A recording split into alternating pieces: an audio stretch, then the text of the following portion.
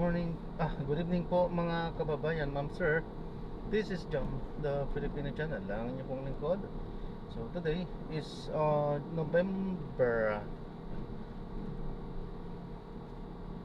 Today is November 16, 2025 at tayo ngayon ay papunta dyan sa may San Roque Chapel sa may daang Putol Street, Mabolo, Valenzuela.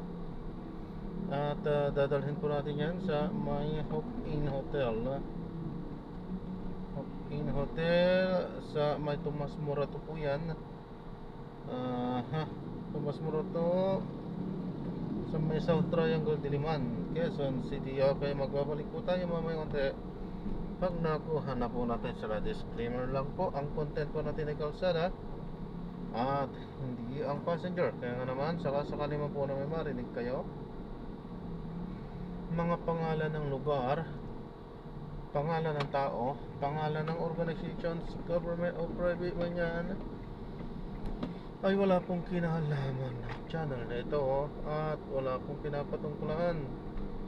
Lahat po na pinag-uusapan dito ay pawang dito lamang po yan sa loob at wala pong pinapatungkulan sa labas po.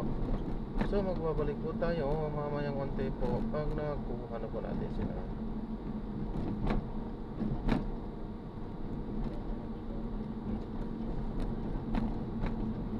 At makinig tayo ng mga babagong balita at talakayan habang tayo ay pupunta doon sa ating pick-up area. Isa pa libro. So you wish to learn all about economic development. Ganda po yung makikita nyo po yan. Mag-google lang po kayo at madali nyo makikita yan. At kung wala, pwede rin po alamin nyo po sa community adapting sa YouTube. Marami po kayo matututunan. Ako po, ngayon, at yan ngayon yung pinag-iibangan ko. Diyan nga po ngayon nagbabasa.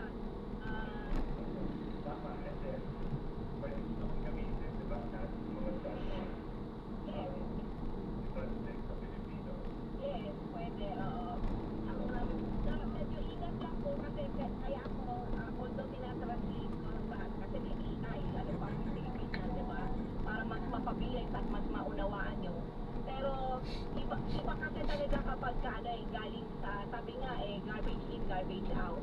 So, sinasuggest na po namin sa inyo yung tama pong YouTube na dapat yung panoorin. Yung sa Laroon, sa Comedian Abbey, Sheila Institute. Yan po, tignan nyo po yung mga writings nila, tignan nyo po yung intelligence review. Ang dami nyo pong matututunan dyan. Ako po, sa totoo lang, kung kailan ako matanda na, parang mas ako ngayon, nabubuhay yung aking dugo.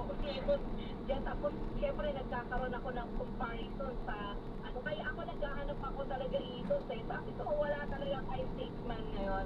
Na kung saan, panahon pa ni Papa mo, yan na yung hinahanap natin, di ba? Anyway. Correct. So, I hope you were able to explain why Trump is, what Trump is doing, just to conclude, no? Lahat ito, yung discuss natin about economic system. You have to understand why Trump is now what he is doing. He is bringing back manufacturing and production to the US. Hindi na siya nag-outsource. Ilang dekada sila nag-outsource under Bush 1, Bush 2, Clinton, and Obama. Yun ang economic policy nila. Kaya nasira ang US. Ngayon, i-reverse niya at binabalik niya yung manufacturing at lahat ng buhay niya ulit yung car industry ng United States. Buhay niya ulit yung steel industry. Tapos, magdidrill na sila. So they will produce their own oil. So they don't have to import oil. Okay, sino ang natatakot dyan? Hindi yung Britannia pa. Mga ibang countries na yumaman dahil dyan. Pati ng China, kasi. Pero sabi niya, hindi, mag-discussion tayo. Ayoko may pag-away. Mag-usap tayo, mag-negosyo tayo. Hindi ko ginagawa ito para mag-invade ng ibang bansa o o kami yung ano. Ginagawa to, pinoprotektahan ko yung Estados Unidos. Yun. That's the only reason why. So, you have to understand Trump. So, he's implementing tariffs. Alam mo ba yung tariffs? Since he started implementing tariffs April 1, ang kita ng United States sa tariffs ngayon, $30 billion a month. Kita, ha? Kita na yun. Walang walang investment yon. Iniba lang niya yung, sinabi lang niya sa ibang bansa. Kung nagbebenta kayo dito sa bansa, ito yung taripa niyong bago. Kita na niya. Ang kailangan yung Trump at huwag siyang tumigil, hindi yung tariffs ang nag-iisang solusyon. Parte yan ng buong solusyon. Kailangan ibalik niya yung mga prinsipyo ni Lincoln at ni Alexander Hamilton at ni McKinley na lahat ng production ibalik sa United States. Kasi kung taripa lang, hindi sila magsusurvive. Kailangan gamitin niya yung kita para i-build up yung manufacturing and labor capabilities of the United States. At yan ang lesson para sa Pilipinas. Kailangan tayo rin. Mayaman tayo sa natural resources. Kung hindi naman tayo marunong gamitin yung resources natin at i-exploit yung natural resources natin, hindi magiging resources yon. Doon lang sa lupa yon. Diba? Kung hindi tayo marunong, ang daming pwedeng gawin dito sa Pilipinas. Pero kailangan mag-infrastructure development tayo. We have to put out a system of tariffs. We have to implement national banking, again, to guide the nation forward in our economic policy. And I have yet to hear from any politician, any senator, congressman, anyone in the government along these lines. Lahat sila free trader kasi yun ang tinuro sa kanila. At na lahat ng mga degree nila na nakuha sa university, yan ang binibigay. So hindi sila marunong sa Hamilton economics. Kaya makinig kayo dito sa ating katipunan tuwing linggo. Diba, Kat? Yan. Importante yan. Anyway, pero maganda rin na yung sa FDR inaugural address, no? Meron ba tayo nun? We have. Pero we still have time pa naman. It's only 8:28 po ng gabi ngayon, Philippine Standard Time. At kayo po ay nakikinig pa rin sa impilan po ng RMN DZXL 558 KSAM Band. At sabayan niyo po kaming napapanood sa pamamagitan ng Katipunan Channel, YouTube at Facebook page. Kung may mga nais po kayong ibahagi sa amin na impormasyon o mungkahi na nais po ninyong talakayin natin, magpadala lamang po ng sulat kroniko sa Katipunan Channel at gmail.com. Mag-iwan po kayo ng mensahe sa ating mga komento sa ating tinatalakay po ngayon. Please like, share, and subscribe. Kahit po sa mga kaaway nyo, i-share nyo rin. Sige, ito. But maybe yung sa FDR, we can do it next week. Okay. So, para makabuluhan yan, kasi maganda yan from McKinley to FDR. So tayo, discuss natin from Hamilton to McKinley ngayon. So ngayon, McKinley to FDR, maganda rin yun. So tuloy-tuloy yung, para makita ng mga tao yung talaga, matuto sila of what tariffs really are as an American system economics and why Trump is doing it. Again, hindi yun yung tanging solusyon, but it is part of a whole economic program to bring back manufacturing sa Tayo as Philippines, if we want to develop our own industries, kailangan magpataw ng taripa, di ba? So, hindi pumasok yung mga cheap imports.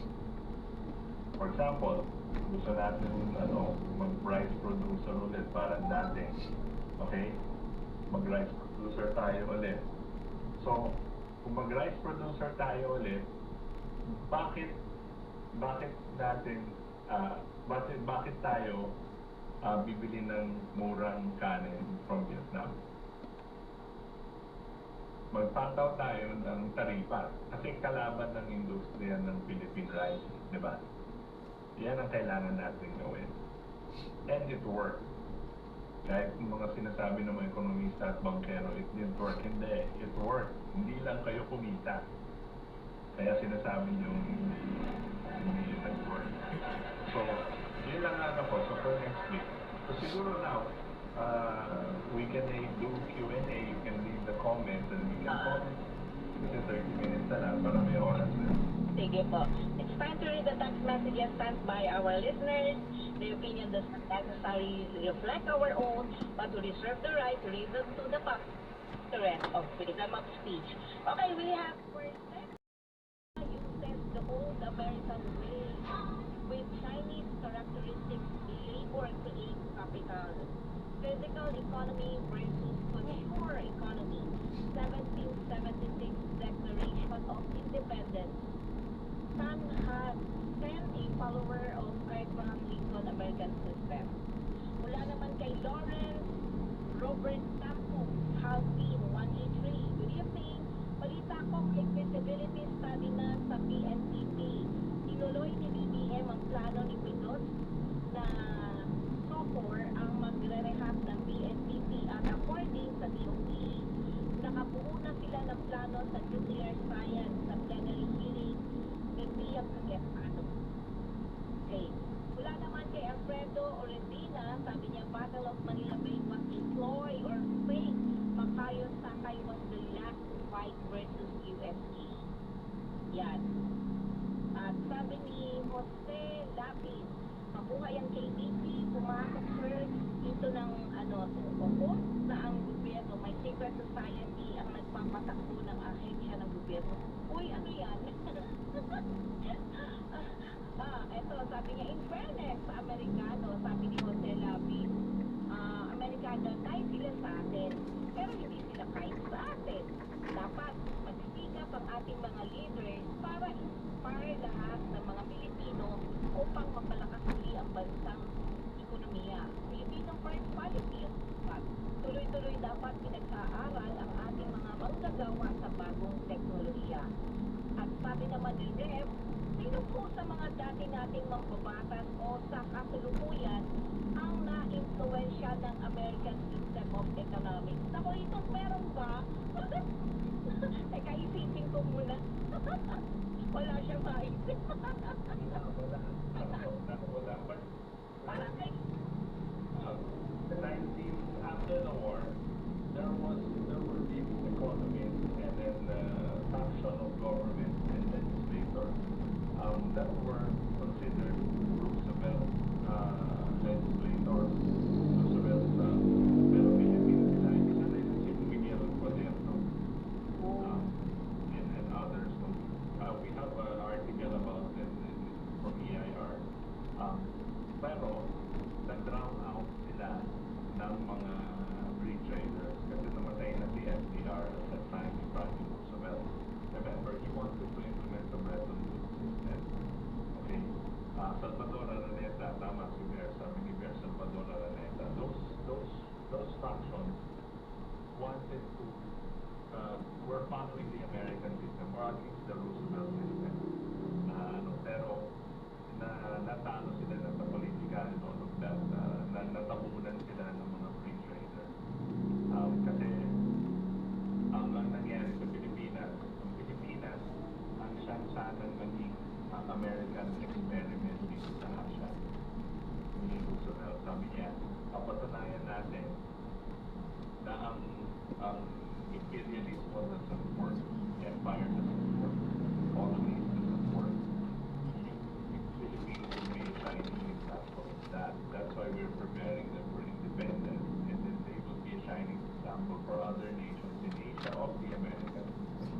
Eh, hindi nagawa kasi natabunan ang kasinitan ng mga bumalik yung mga oligarch na British. Pinasukan ulit tayo kasi nawala na si Franklin Roosevelt. Yun ang nangyari. Pero ngayon, wala. Kami lang dito po, hindi lang kami nagmamabang yung kabataan. We're not lawyers, we're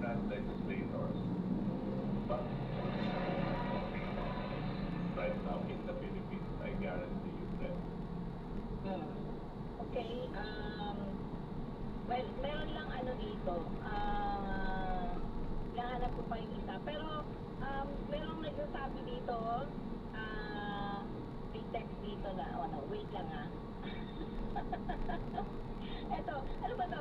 The money changers have fled from their high seats in the temple of our civilization.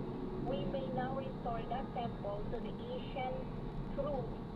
The measure of the restoration lies in the extent to which we apply social values more noble than mere monetary profit.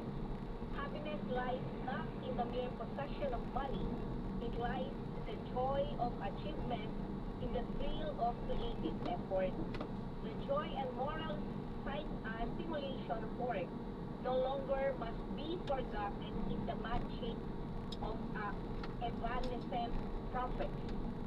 These dark days will be worth all they cost us if they teach us that our true destiny is not to be ministered unto but to minister to ourselves and to our fellow men. Recognition of the paucity of material wealth as the standard of success goes hand in hand with the abandonment of false belief that public office and high political positions are to be valued only by the standards of pride, of place, and personal profit. And there must be an end to a conduct in banking and in business which too often has given to a sacred trust the likeness of callous and selfish role to be. Small wonder that confidence languishes, for it thrives only on honesty, honor, on the sacredness of obligation, on faithfulness, faithful protection, on unselfish performance. Without them, it cannot live. Yan. Finally, in our progress toward a resumption of work, we require two safeguards against a return of the evils of the old order. There must be a strict supervision of all banking and credit investments. There must be an end to speculation with other people's money, and there must be provision for an adequate but sound currency. Medyo mahaba, lahat na to. In the field of world policy, I would dedicate this nation to the policy of the good neighbor, the neighbor who resolutely respects himself, and because he does so, respects the rights of others. The neighbor respects his obligations and respects the sanctity of his agreement. He is a word of neighbor. Ako, binasa ko na to. Binasa ko na to, Ethan, kasi napaka-halagang portion dun sa 1932. Yeah, that is the personal girl affairs, part of the personal girl affairs of Franklin Roosevelt, diba? And remember, pinanggal niya yung, sabi niya, natakot na yung money chasers sa temple. Sabi niya, pinanggal niya yung speculation and mga stockbrokers at yung bankero sa US economy. Kasi sila yung nanginda. Okay, that is FDR. That is the quality of Franklin Roosevelt. I wanted to also go back. I saw Nakasinong ilaw niya. Dapat hindi nila inuong yan sa sa likuran. O kaya yung niya sana patakas. Nag-focus ng aksidente yan. Dapat magsikap ang ating mga leaders na inspire. Dapat Filipino pa mapalakas ulit ang bansang kami. Filipino first policy ang dapat. Now, I wanted to comment on that. Yes, that is an expression. Filipino first policy was Carlos Garcia. President Carlos Garcia. Unfortunately, he only served one term, I think. Okay. But he wanted, okay, and it was right after the war in the 1950s with Carlos Garcia. So, sabi niya, kailangan atupagin muna yung Pilipino, huwag yung mga import. So, kailangan mag-rebuild tayo dito sa Pilipinas. Although tinutulungan tayo ng Amerikano economically, he said that the Philippines must be independent.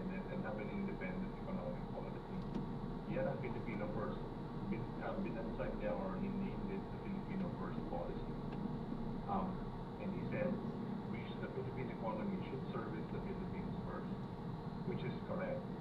So, I take it to mean, although I haven't read any more in-depth economic policy by Carlos Garcia, I'm assuming that he was also listening to people like Salvador Araneta at the time and sila Miguel Padilla of Central Bank of Metro na ito yung kailangan natin gawin. At hindi important, yung kasunod niya later on Macapagal, right before Marcos. And Macapagal wanted the control policy. Sabihin, huwag yung i-protect tayo dati. He wanted the import. Okay, so Macapagal was a agent, I would say, of the foreign bank and the British who wanted a more open system. But what was happening in the world at that time, lahat ng ginawa ni Trump pagpagtamatay ng Prime Roosevelt, the bankers, the British bank led by the British bank and other European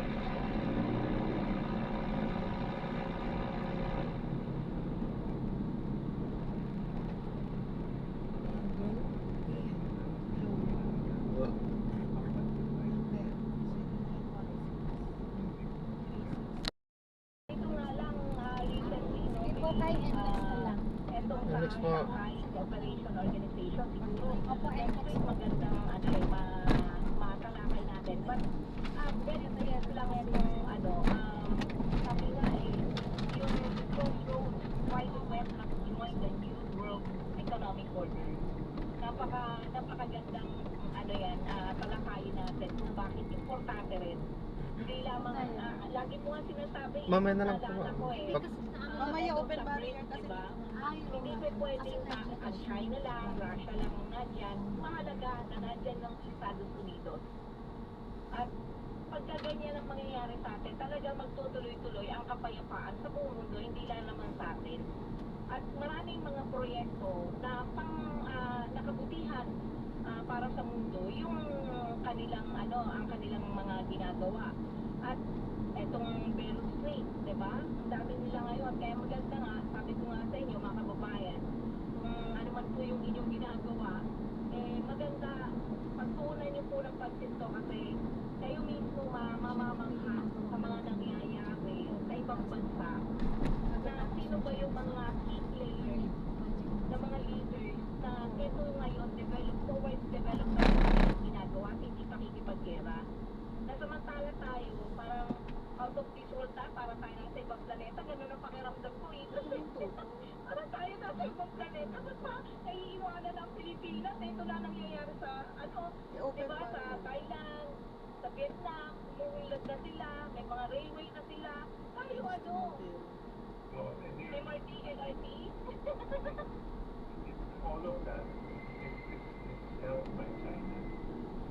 China has 79. And nung pumasok yung presidente natin, biglang kalaban China. Maalala natin, si Trump, hindi siya Biden, yung mga tao sa Biden, yung farmer, alala po natin, si November, pagpasok ni Vigo, 2016, di ba, eleksyon, tapos si Vigo yun. Tapos nakita, binura daw yung farmer.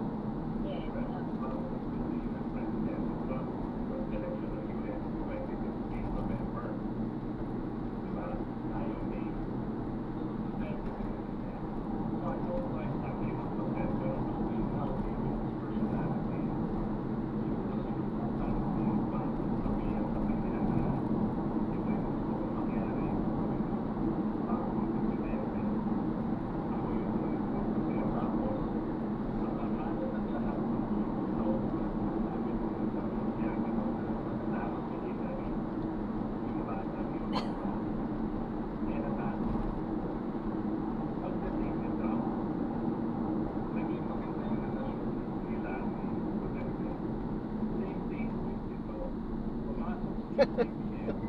Nagalangan siya.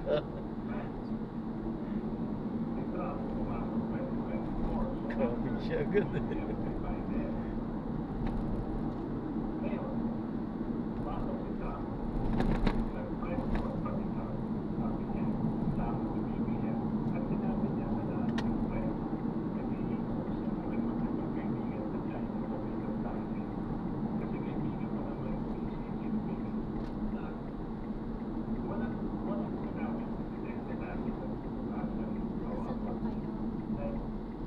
Saan po kayo? Ako po ma'am? Taga saan po kayo? Quezon City rin po. Project 8 po.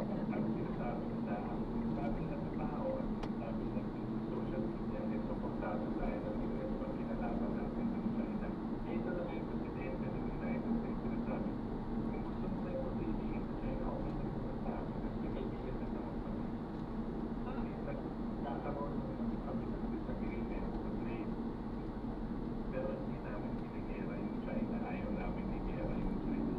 So nawala na lahat. Sila na. So lahat ng sinasabi mga anti-China dito sa Pilipinas at yung mga gusto makipag-gera sa China.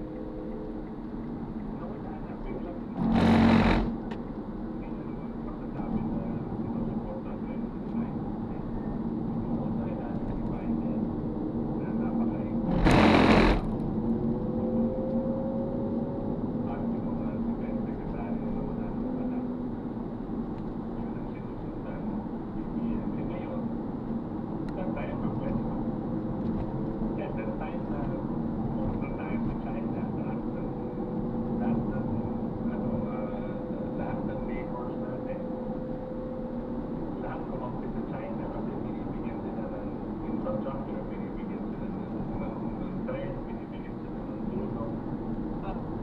O tayo, anong napala natin? Nagmahal pa nga sila eh. Diba? So, yung Indonesia natin, sabi yung Indonesia, meron na silang high-speed train. May high-speed train na sila, nag-ooperate since 2019. Nawalang sira, walang sira, walang aksidente. At on time parati, mag-i-expand pa yan. China built that. China helped them build that. So, sakop pa sila ng China. Eh, So, ano yung sinasabi? tutulungan sila. Yung armed forces natin, wala. There's nothing. Wala na silang integridad. Kasi yung pinaka-ano nila is anti-China. Oo, yun lang yung lakas. O, saan tayo tutulungin yan? Yun nga yung nakakalungkot eh. Actually, ito ano to hindi ko lang alam kung aware ka, basta kasi marami ako nakakausap. Nalulungkot lang ako dito sa mga military personnel sa atin. And in fact, lalo na yung ibang mga NGOs dyan na ang nilalabanan nila yung mga makakaliwa, kasama yung mga kasundaluhan natin. Ang problema lang, etong mga grupo na lumalaban sa mga makakaliwa, sila rin yung grupo na ginagamit ng ating militar laban sa China, laban dito sa West Philippine Sea. Kaya nga parang akin lang kung titignan ko, teka nga, ano ba yung gusto niyo mangyari? Kapayapaan o pakikipagdigma? Parang kontrapuelo yun. Galit ka sa mga makakaliwa dahil binibrainwash yung mga anak nyo o yung mga kabataan dahil lahat pinakadala dahil gulo ang kanilang ginagawa. Sa kabilang banda, ginagamit na naman din sila dito sa kirian, no? Sa China. Eh, parang taliwas yung ano ba motibo? Diba? Dahil lang kaibigan nyo o magka-hook kayo ng mga militar natin na iba rin ang pagtingin at ginagamit sila sa mga geopolitical na mga layunin. Nakakaano, na parang, kaya sabi ko dun sa leader ng grupong yan, I don't want to mention it kasi so ako mismo personally sinabi sa kanya, pag-isipan mo maigi yan, you have to read, you have to watch up, kung ayaw mo kami panoorin kahit Manood ka lang sa mga YouTube, makikita po kung ano talaga ang layunin. And beware, kasi ngayon, tuloy-tuloy sila na nagpupunta sa mga eskwelahan, sa mga communities, campaigning for anti-China about dito sa West Philippine Sea. Kasabay nung yung dito sa issue ng makakaliwa na dapat maintindihan nyo na yung mga anak nyo, ingatan nyo, ganyan. Kaya kontrapuelo ito kaya ito ang dapat na maging po tayo. Huwag po tayo sabi nga natin huwag po tayo nakatingin lang dun sa ilang grupo o yung sa tao. Huwag po dun. Prinsipyo po tignan natin sa pangkalahatan. Kumbaga, medyo tumaas po tayo ng umanap po kayo ng upuan, tapos para makita nyo yung kabuuan. Kasi pag patsi-patsi lang nakikita nyo, sorry, pero One-sided to. Sa opinion niya. pag-isipan nyo pong maigi yan. Sana nanonood sa akin yung aking kaibigan. Kasama ko sa organisasyon, sa isang community organization na pero sana kasi ako naman dito sa I'm very frank and straight to the point sa mga pagdating sa prinsipyo di ba? Minsan nakakalungkot lang na minsan dahil sa prinsipyo mo may mga nawawalang kaibigan, nawawalang tao, nawawalang pagkakakita. But that's the reality of life, diba? We have to stand for what is right and what is true. Diba? Importante yung moral values natin, importante kung ano yung totoo, yun ang sabihin natin. At yun ang ikalat natin. With the virus of truth, naalala ko na naman si Papa ko. Diba? Sorry, pero that's what is happening right now. Ganun talaga. May mga bibitawan kang tao because ganun yung naglalaban kayo sa prinsipyo. Pag hindi talaga kayo pareha, that's different. Pero ako, naninindigan ako para sa kapayapaan at pag-unlad ng bansa. At yun ang lagi kong dinadasal. And I'm sure, yung mga matitinong Pilipino, yan din ang dinadasal. Kasi for the future of our children, children's children. Diba, Lito? Yeah, tama. Okay, good. It's 8:55 na po ng gabi. Ako, ang sarap na ang kwentuhan natin. At next week, abangan nyo po yung ating talakayan tungkol sa kay FDR. At marami pang iba na mga nangyayari po na mahahalagang kaganapan sa ibayong dagat na may connection po sa ating buhay at kinabukasan. Mahalaga pong pagpura natin po yan ng pansin. With that, Itos, final message mo sa ating mga kababayan? Then, encourage you to keep listening to us every Sunday, again, 7 to 9 to PXL 558 kHz. Because we need to educate ourselves in the coming period. Because maraming mga ganyan, maraming manilin lang natin as to what should we do as a nation. Kasi nandito na tayo sa and I think we should go back and look at what systems should be implementing sa Pilipinas na yung tamang sistema ng ekonomiya in the coming years to save the nation. Yun na po. See you next week. Thank you, Itos.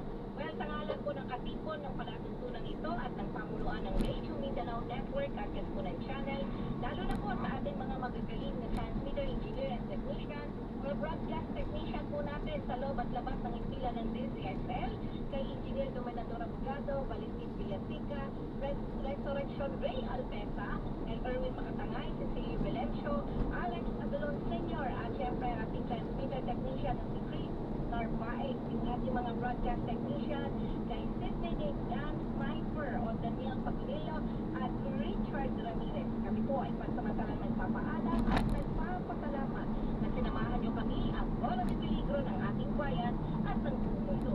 Hanggang sa linggo po muli mga katipon, alas 7 hanggang alas 9 ng gabi. Magandang gabi po sa inyong lahat. That time check was brought to you by Bingo Blast. Bingo sa saya, blast sa panalo. Gambling is for 21 years old and above only. Gambling can be addictive. Learn when to stop. Sulfol, Vitamin C, ang alkaline ng Vitamin C. Ako nga pala si Jarina, mayroon akong UTI. Sinubukan ko ang Statong Vitamin C at magkisugulan ko dahil naging okay na aking pagiging. Subukan niyo rin ang Statong Vitamin C. Sulfol, Vitamin C, ang alkaline ng Vitamin C. Ibig sabihin ng malapit puti sa Limigana. para di madaling masira ang inyong pinagpamilya ngayon pa lang. Dahil ang unique toothpaste may Max Protect formula. Helps stop cavities even before they start. Plus, clean when fresh with regular use.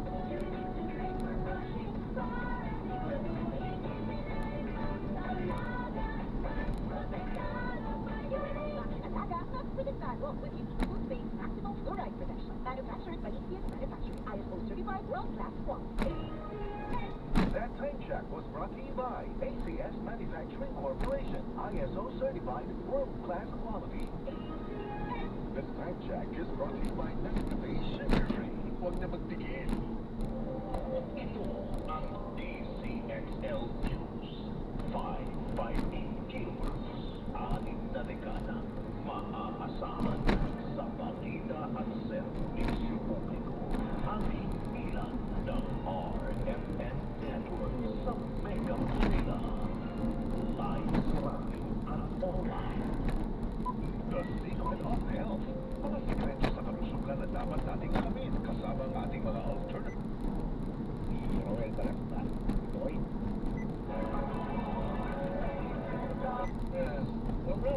Mula nang magsantong kastudo ko, hindi na ako sinisipuno. Inuputunay na lumakas pati ang pulmonya ko. Kahit Man. That is the only element in the Christmas seasonal celebration that has in it any lasting power to affect life. When life reaches its moment of desperation, the only hope is Christ. But what is it about Christ that gives this hope? What is it about Christ that gives this joy and deep sadness? What is it about Christ that provides comfort in loneliness? What is it about Christ that gives peace in fear? One simple look at the birth of the Son of God should tell us the answer to that question. And if I might, may I draw you to our passage in Matthew 1 and 2 and point you to 4 titles given to Christ, each of which gives us insight into why He was so sufficient for us and the only real power in Christmas. The 4 titles, verse 21, He is called Jesus. Verse 23, He is called Emmanuel.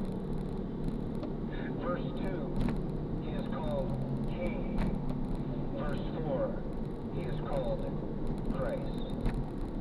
First of all, let's consider the name Jesus. Verse 21, and she will bear a son, and you shall call his name Jesus. Why? Because it is He who will save His people from their sins. Jesus, He gives salvation to His people. He saves them from their sins. Down in verse 25, when He was born, it says that Joseph called His name Jesus in obedience to the divine command. The name Jesus, by the way, is the sweetest name the Savior knows, at least from an earthly viewpoint. It is used over 700 times in the New Testament. It is a form of the Hebrew word Yeshua, Joshua, Yeshua, Jehoshua. It means Yahweh or God will save. Luke 2:11 says He would be born a Savior. Mark 10:45 says the Son of Man has come to save. Luke 19:10, He has come to save. He shall save His people from their sins. That is a glorious reality. The Apostle Paul, writing in Ephesians chapter 1 and verse 7, says, in Him we have redemption through His blood, the forgiveness of our trespasses. Now the implication here is that men are sinners, and that sin is a damning reality from which man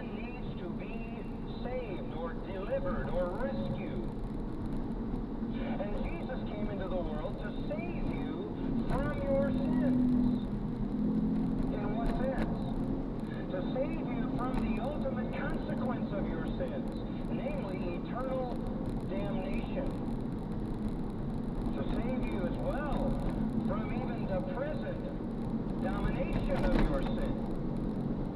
But primarily and ultimately, he came to save you in the sense that he delivers you and he delivers me and he delivers all who believe in him from the ultimate damnation that sin requires.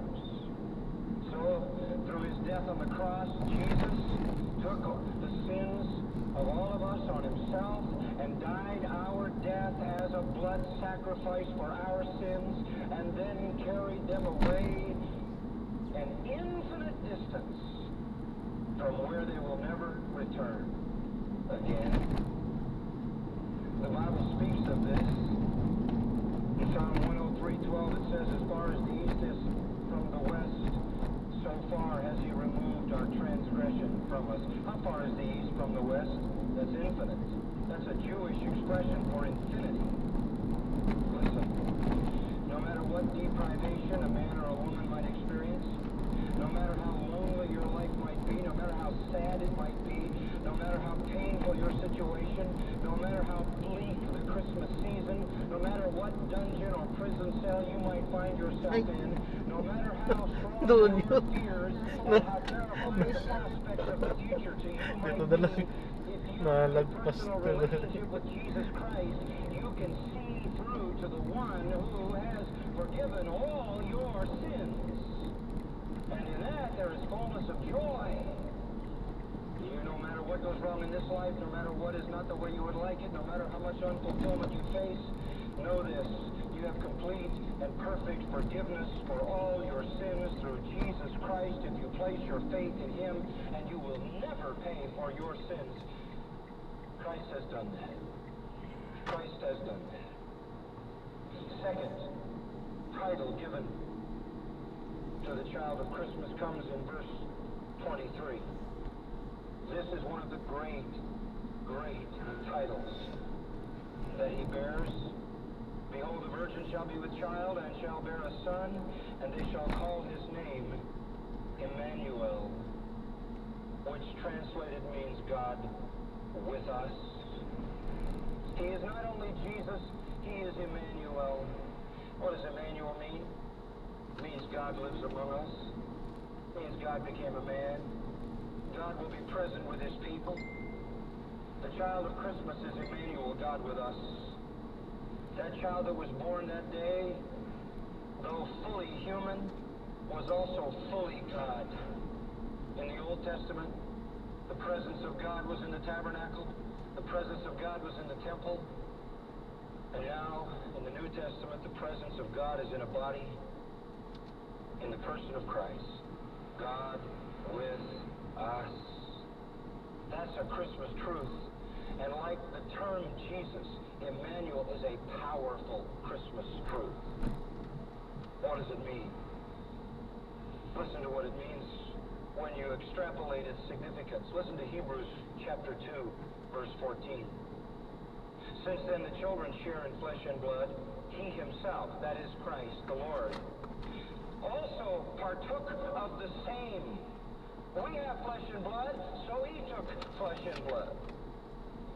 We share, we koinonia, in the same common physical elements, and he partook. He was hungry, he was thirsty, he was tired, he slept, he learned, he was glad, he was sad, he was angry, he was indignant, he was grieved, he was troubled, he was disappointed. Ano, i-add ko po yung ano? Hindi na. Ito na po yung Ay, sa ano. okay. Okay na Ay, yan, salamat po. God bless po. Advance Merry Christmas. Salamat po. God po kayo. Thank you. May naiwan po yan. Sweet. Ayan, so na-drop na natin sila. So, maraming salamat po sa panonood. Hanggang sa muli po, ingat at God bless. Pangalawa po muna pansamantala. At tayo ay gagawa na ng ibang video sa ating susunod na misyon. Paalam po muna pansamantala. So this is John pa rin, the Filipino Channel. Ang inyo po. Paalam po.